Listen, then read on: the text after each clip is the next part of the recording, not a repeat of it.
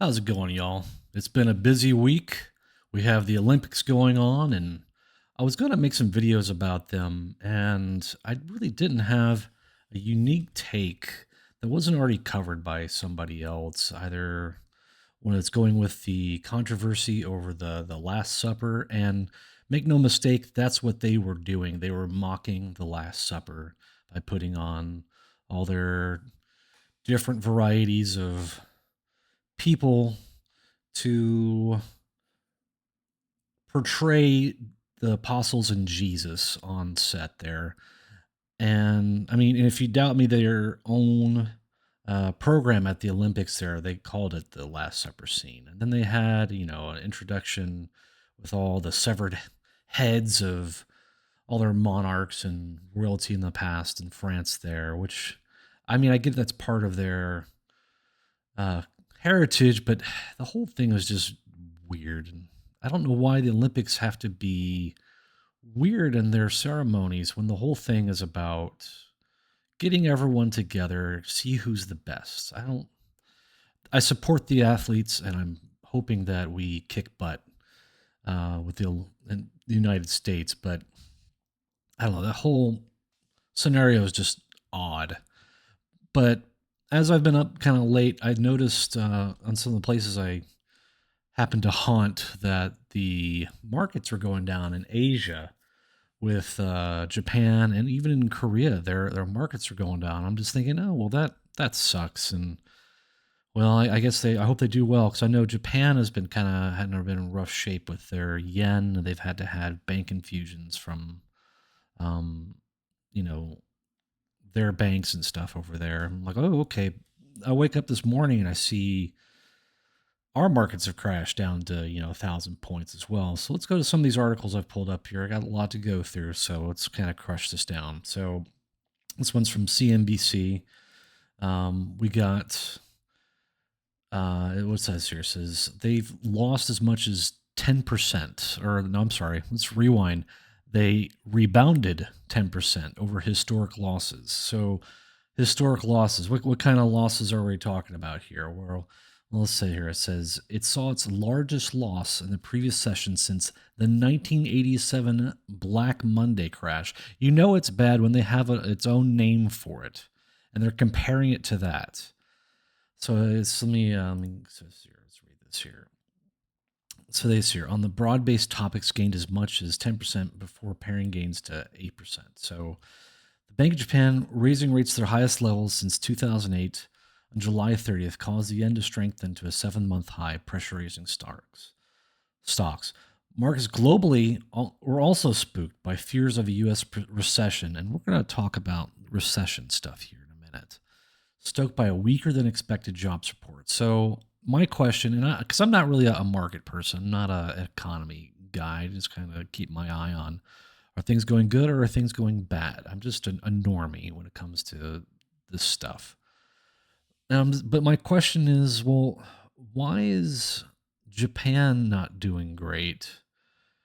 And I can kind of tell you why we're not doing great broadly, but why would that affect Japan as much as it does? And they kind of go on to say that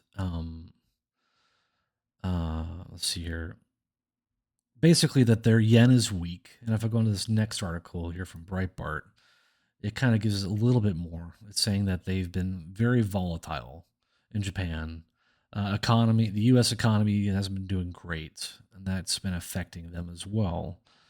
So let's see, a report showing hiring by U.S. employers slowed last month by much more than was expected.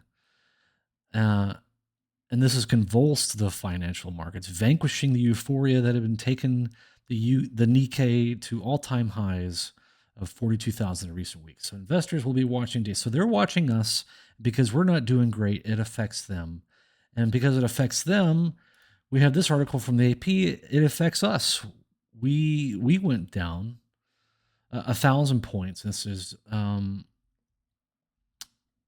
let me just kind of scroll through here really quick. Japanese index advanced more than 3,300 points, not quite making up for a huge loss of. So they're down a total of 1,100 points. The The S&P 500 dropped down to 3%, which for its worst day in nearly 2 years. So basically, we have ridiculous inflation. We have um, a market that's kind of it's not really showing what's exactly going on with us. It's if you're rich, you're doing all right, and if you're not, you're doing bad. So, in my mind, what they're hiding is the fact that we've been in recession at least 3 times since Joe Biden has taken office. And you might be saying, well, what do you mean by that? So they changed the definition of who's they. I mean, the government, the US government changed how they look at recessions back in 2022. This is just a quick interpretation by the Brave AI here, but I was looking this up. It says back in the day, it was if you had 2 consecutive quarters of declining GDP, you were in a recession. They changed it in 2022 to a significant decline in economic activity that is spread across the economy and lasts more than a few months, which, let's be real, if that happens, we're all screwed. Okay. We're going to be in dire straits if this actually happened. So I looked up the GDP over the last like 4 years for every quarter. It's like, so why did they want to change the definition back in 2022? Well, let's look at it. Joe Biden takes office Q1 2021, right? Or January 2021. So 2020 quarter 3, this is even still during COVID here. Things are okay. But as we go on, you can see 2022 is here.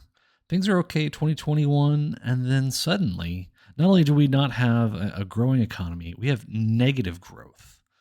And then the next quarter is still negative growth. And this is kind of where they're like, oh, yeah, we need to kind of change their definition. We can't, it's a modern economy, whatever their stupid excuse was. And so you can see we have these 2 quarters here.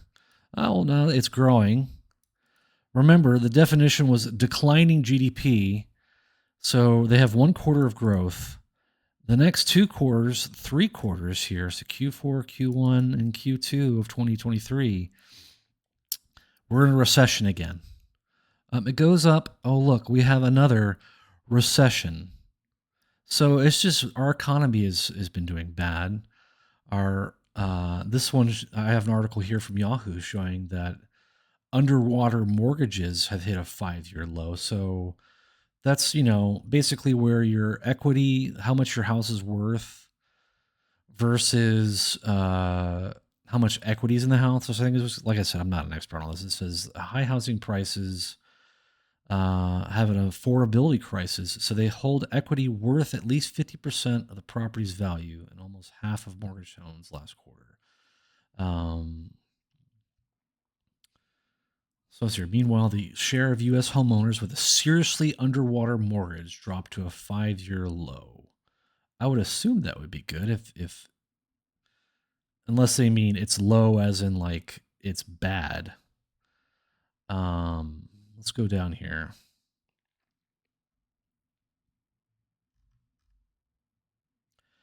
I don't know if you've been keeping up with mortgages if you try to get one, but the interest rates have been historic almost. They used to be down to 2%, 3% a few years, 5 years ago. They're up to 6 or 7, 8% even. So just to even try and get a mortgage is terrible. It's not been good. And I think one of the reasons why that is because back when Biden took office, one of the first things he did was he canceled all the oil and gas leases. And one of the last things he just had here, this happened, so this is an article from 2023. This is the last oil and gas leases in Alaska. They are finally, they're kaput. They're gone. We haven't been mining our own oil, drilling for our own oil in years, practically. It's so if you had an existing lease, you're fine, but no new leases. We canceled Keystone. And so that means shipping goes up, gas goes up, everything goes up. And then meanwhile, here's another article here. California wants to go full on socialist. They want regulators to take over oil refineries because, the oil costs so much. And remember, the oil costs so much because we canceled all the oil and gas leases. So what's California trying to do here? So California, they are saying, hey, let's just have the government take over all the refineries, actual socialism, and then we can just control the prices. Trust us. We caused the problem to begin with, and we'll somehow solve the problem that we caused. Great idea, California. You're just a bastion of hope and change and solve all our problems. So let me read kind of some of this here. So it says, California's 9 oil refineries should be shuttered down to falling demand, which would give the remaining refineries increased pricing power and raise the possibility of a surge of gas prices. To solve this problem, the commission proposes a variety of government intervention. And remember what Ronald Reagan said. Let me click to myself here real quick. Remember, ladies and gentlemen, what Ronald Reagan said. The 9 worst words in the English language are, I'm from the government and I'm here to help. All right, let's go back to this article here. So they have these the electric vehicles or zero emission vehicles, which I could be hydrogen, right? And mass transit. It's all about the climate and pollution. We're going to save everybody. Screw you, California. Get out of our business is what I say. What else is going on here? We got, oh yes, so the 9/11, 20 years ago, right? Well, this article here is telling us how there was this new defense secretary. They were going to execute some of the 9/11 hijackers. And instead of doing that, we're just going to keep them around. It's just, so there's some plea deals that would allow 3 prisoners, including Khalid Sheikh Mohammed, to skirt the death penalty in exchange for pleading guilty to all charges. So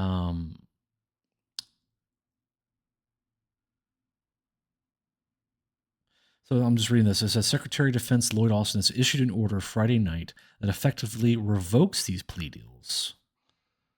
So we're going to kill them or not? Let me see here. Said that the responsibility for such a decision would rest with him, rather than because there was someone that gave him a deal and he revoked that deal.